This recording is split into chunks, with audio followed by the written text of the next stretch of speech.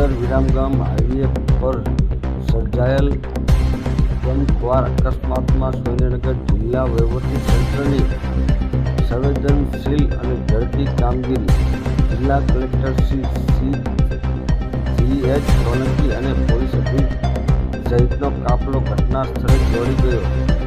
મૃતકોના પોસ્ટમોર્ટમથી લઈ મૃતદેહ સોંપવા સુધીની કામગીરી સુચારુ રૂપે પાર પાડી.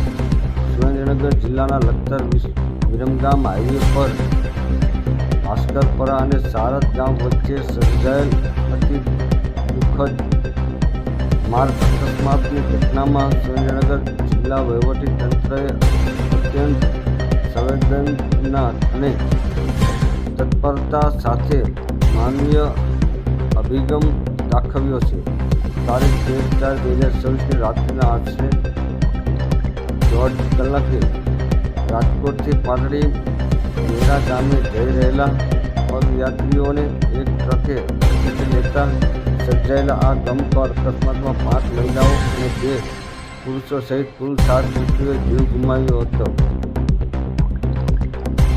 આ ઘટનાની જાણ થતાની સાથે જિલ્લા વહીવટીતંત્ર તાત્કાલિક હરકતમાં આવ્યું હતું અને રાહત કામગીરી હાથ ધરી.